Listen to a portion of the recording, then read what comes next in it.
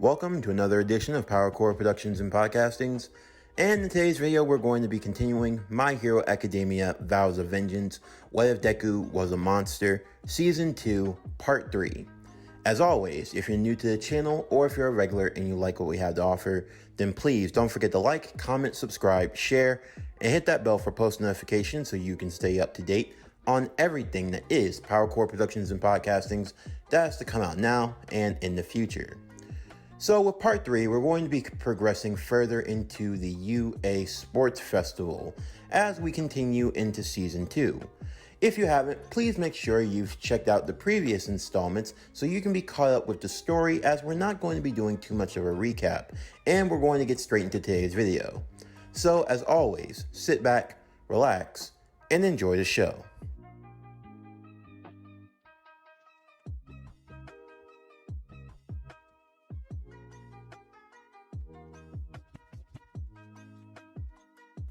As the crowd was in anticipation for the upcoming battles that were to come, underneath the stadium, however, a much more dangerous encounter was taking place, as Izuku and Claire found themselves facing off against a member of the Collectors that had now made themselves known, the assassin known as Hikawa. Claire would quickly force herself inside of Izuku's monster suit form, the two of them knowing that they couldn't afford to waste time. For one, the tournament was going to start in just 10 minutes, and also, they were dealing with an enemy that knew about them, that knew about their true intentions and their goals. They couldn't afford to hold back here. The battle would engage within the corridors underneath the stadium. Hikawa had transformed herself, modifying her body, her arms and legs becoming a monstrous amalgamation of black and red. They weren't even human anymore. Her talon-like claws and her speed making her an almost blur for them to keep up with. However, Izuku's monster form was more than able to hold his own, the girl sending out a ravenous form of kicks and punches as Claire tried to maintain and keep her focus. Within, she would use a few of her talismans to boost their strength and their speed. It would only last 5 minutes, but hopefully that was all the time they would need in this regard. The two sides would go about slamming each other against the concrete walls that lined either side of them. There wasn't much room to do anything else. It was close quarters combat to its absolute limit. Claire would find herself on the back foot as Hikawa would overwhelm her, trying to beat the two into the ground, demanding that they hand over the device and that they give up this foolish attempt at trying to defeat her.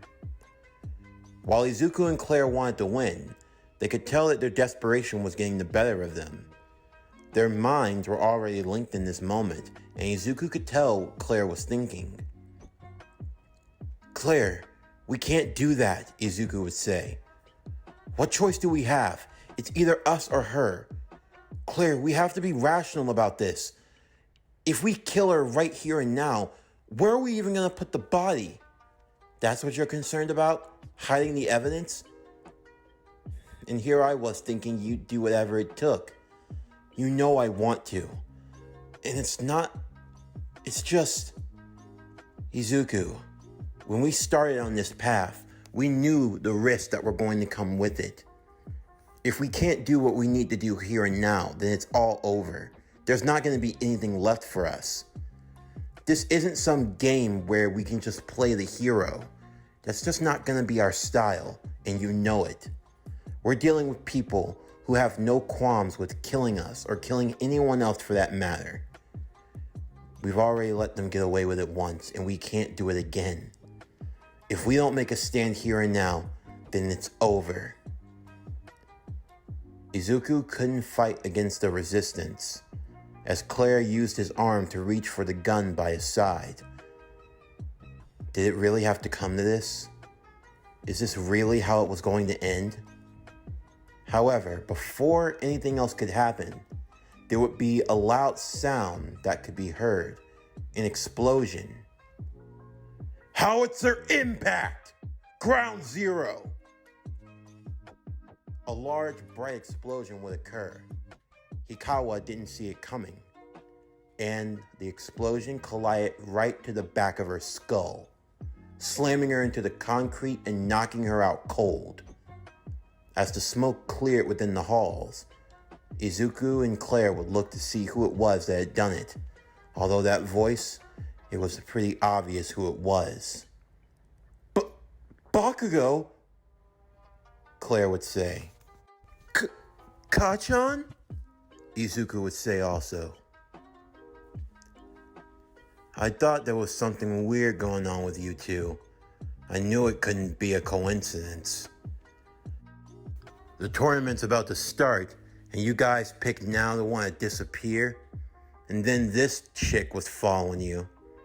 What's going on, Deku? And don't you dare lie to me.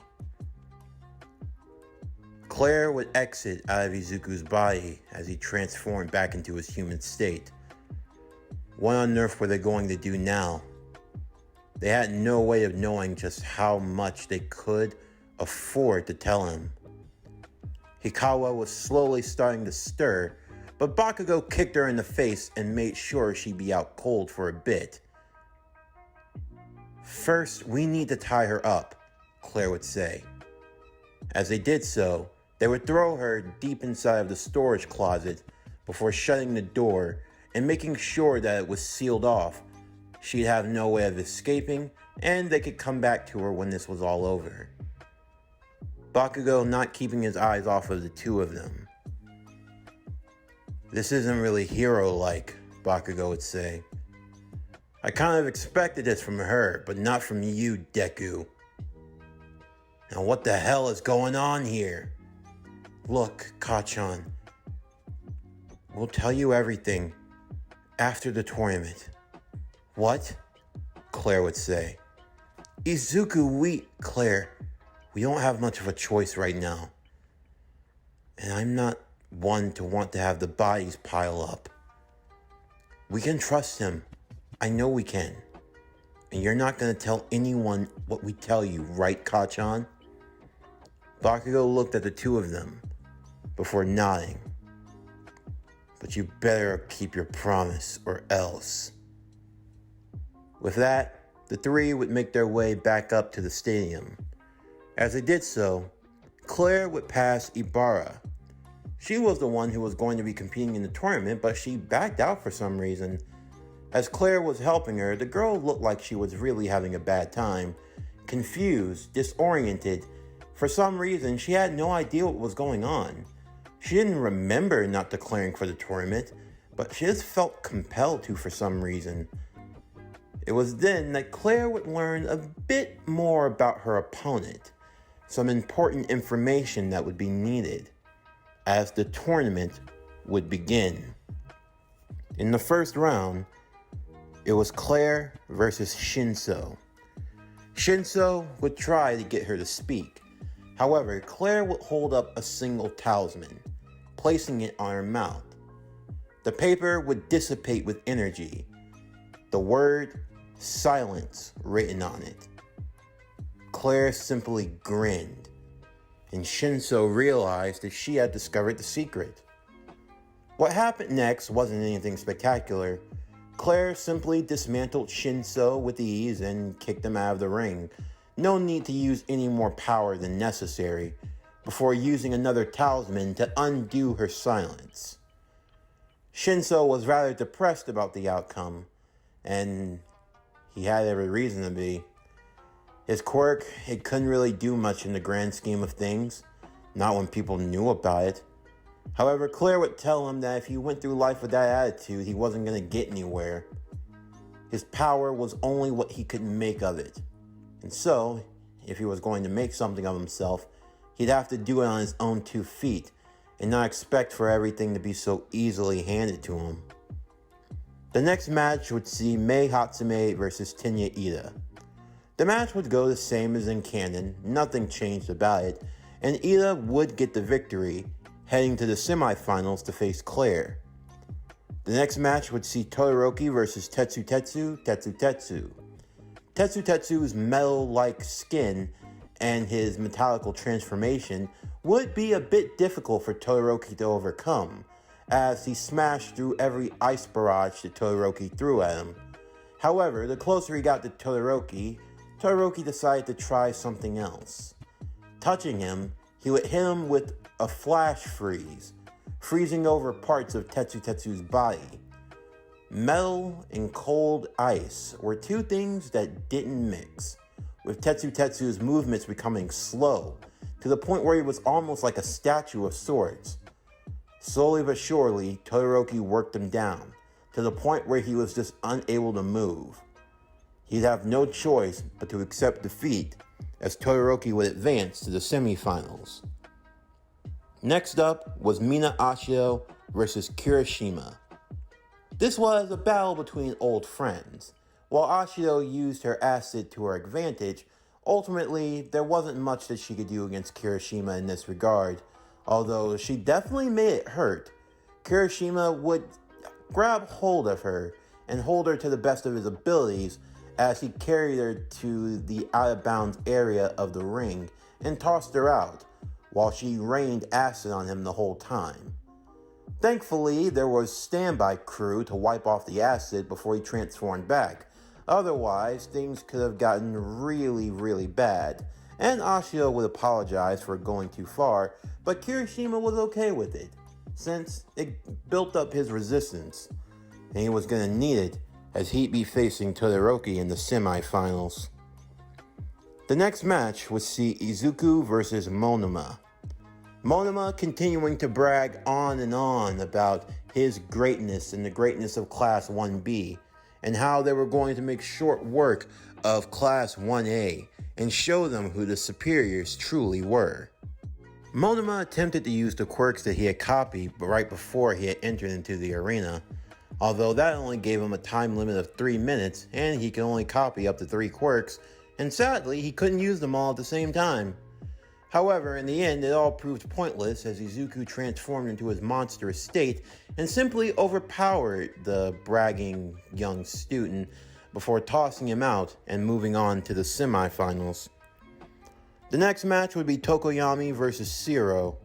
A definite clash of styles to say the least, although ultimately Tokoyami and Dark Shadow would be too much for Shiro and they would toss him out of the ring and move on to face Izuku in the semis, with the final 2 matches being Bakugo versus Uraraka, which would still play out the same as in the original, with Bakugo advancing, and then the last match, Momo versus Kendo, with Momo Yaoyorozu outlasting the competition and moving to the semifinals. All throughout the tournament, both Izuku and Claire could feel the glaring stare of Bakugo. He hadn't forgotten, and he wasn't going to let them off the hook after this was over. Claire was contemplating whether or not if an accident should occur to Bakugo during the exam. Maybe if they hit him hard enough he'd forget about what he saw, although that was unlikely to happen. And Claire had her own issues to deal with, as the next matchup would see her facing off against Ida. Ida was a quick one and not someone to underestimate. However, Claire would use 3 of her 5 talismans at once for speed. And thankfully, this allowed her to keep up with Ida to a decent extent. That was until Ida attempted to use the Recipro Burst. That was something she couldn't counter. She only had enough space to use 2 more talismans. She was already using 3 out of the 5 that she was allotted at any given time. But what would she do? Was amplifying her speed going to be enough? In the end, it probably wouldn't be, but Ida was coming with that Recipro Burst, and if he hit, then she was going to be sent flying. She only had 2 more times, and she figured she'd have to come up with the best option. The first one would be Reflect. The second one would be Durability. She placed the talismans onto her body as a glow emanated all around her. The crowd watched on as, in a speeding blur and in a large explosion that occurred afterwards, Ida would use his Recipro Burst. Not wanting to do any too much harm, he thought that a swift kick to the side would be enough to send her flying out of the ring and crash into the soft grass around them, believing that that would be enough to give him the win. However, he was in for a rude awakening, as when his leg collided with her side, Claire would smile. In the large flash, his power would be reflected right back upon him, knocking him back across the arena. With the power of reflect, Claire basically reflected the attack from Ida back onto himself, meaning Ida felt the brunt of his own reciprocal burst. And on top of that, with the use of his power, he'd have no way of using it again, which means his legs had stalled, and Claire, having just enough energy, with super speed towards him, moving just fast enough to grab him by the collar before spinning around and throwing him right out of the ring, with Claire winning and advancing on to the final four. The next match would be Todoroki versus Kirishima. It would almost be a repeat of the first fight, only Kirishima was better adept to dealing with the cold, although eventually he slowed down as well, and Todoroki's force was just too overwhelming for him. Although Todoroki had managed to push to his limits, as Kirishima gave him a run for his money, he was almost feeling tempted to use his other power, although he quickly brushed off this notion as Todoroki would advance to the final four. The next match would see Izuku versus Tokoyami. This was a battle of power, with Dark Shadow wrestling with the monstrous Izuku. The crowd were enamored not only with Izuku's monster transformation, but his fire breathing as well. Izuku quickly seeing that his fire breath was putting Dark Shadow in submission. With a few shots of fire blast, Dark Shadow was forced to get smaller until eventually retreating. Izuku would manage to get Tokoyami down, and with no choice, Tokoyami would submit, as Izuku would advance to the final four. The final match would be Bakugo versus Momo. While Momo's creation quirk was useful, as she created a shield and, surprisingly enough, a fire extinguisher of all things, trying to slow Bakugo down, in the end he was just too much of an overwhelming force, knocking her out and sending her out of the arena, as Bakugo would advance to the finals to face Izuku. There would be a short reprieve, All Might sitting in the stands watching how the four had competed. They were amazing, impressive. The mastery over their skills was something he couldn't have possibly have dreamed of. There was Claire, who had obviously caught his attention ever since the USJ. There was Todoroki, a boy with immense power, and yet he seemed to still be holding back something. Then there was Izuku, and also Bakugo. But he was also thinking of someone else. There was that Ida kid. He seemed to be pretty impressive in his own right, even though things didn't work out for him. He definitely had that hero-like quality that All Might was extremely familiar with. These were the 5 students that were swelling in his mind. He wondered if any one of them could have that potential. As he thought more and more about it, he would wait for the tournament to reach its conclusion and to see how his feelings would change on the subject. Right before the start of the semifinals, Claire and Izuku would be catching their breaths, so to speak. So far, they had done well, and they were one match away from facing each other in the finals. There was still another issue, though. What were they going to do about Bakugo? It was like he knew too much. Could they really afford to just let him go about unchecked? I've been thinking, if I use my amnesia talent, maybe I can knock him out. Yeah, but the talisman effects only last for 5 minutes. Would it be permanent? How long would the amnesia work? And what if we end up erasing all of his mind permanently? It's just too much to say. But what are we gonna do, Izuku? We still got you-know-who tied up down there, and we still have to find that coin. Yeah, you're right. I was thinking, I might just throw my fight. What? Why would you throw your fight? You're so close. Think about it. We've got to get that coin no matter what. Bakugo's already peeved as it is. No matter what he knows, maybe if I could just throw the fight, give him what he wants, and then leave as quickly as I can go get the coins and I can move her out of here. Before he has a chance to say or do anything, we'll already be gone and in the wind. Claire would be thinking to herself, that wasn't necessarily a bad idea. However, Bakugo would probably catch on to this, and almost as if he could read their minds, he ended up walking behind the two.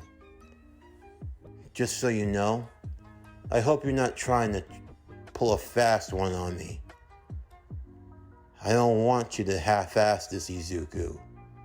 That power of yours, I want to feel it firsthand. So give me everything you got. You better not hold back. Izuku would look back to Bakugo with a serious expression. You've seen what I can do, Bakugo. Do you really think I want to hold back now? Not when we're so close. For what it's worth, I feel the same way. I've always wanted to beat you, and now I finally have my chance.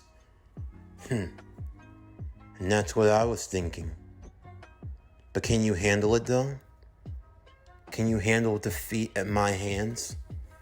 How do I know you won't be a sore loser about it and take your anger out in a different way? What do you take me for, you damn nerd? You think I'd do something that low? Then you don't know me at all. But you know something? You've been high and mighty about yourself for these last few months. You think that you're impressive? That you're all that? I don't care what you transform into. A monster, ugly freak, take your pick. It doesn't matter. In the end of the day, I'm gonna be the one that wins. You'll try, Izuku would say, as Bakugo walked off. In the meantime, Todoroki was staying to himself. He was thinking of what he was going to expect from Claire, and what she could possibly throw his way. It didn't matter. He had gotten this far, and he was only using the power that he needed. His mother's power. That would give him victory. As the semi-finals were about to begin, both Izuku and Bakugo sat in the stands, as Claire and Todoroki took their center stage in the middle of the arena. It was almost a cold-like wind that blew all around them, as Todoroki looked back towards Claire. You're impressive, I'll give you that. Your power is probably the most unique that I've ever seen. Unfortunately, you've come across me, and this is where your journey ends. I don't know about that, brain freeze. I can be pretty crafty when I want to. But I was kind of hoping you'd be a gentleman. You know, chivalry. If you thought I was gonna take it easy on you because you're a girl, you got another thing coming. Oh well. Feminine charm and whatnot. I at least had to try it. But I can tell that there's something about you. Claire would reach down to her holster as she pulled out a fire talisman. Looky, looky, what do we have here? You know, they say you should never play with fire.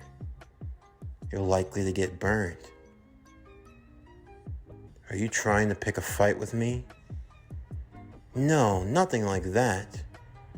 It's just that I know you've been holding back this whole time. And I mean, understandable.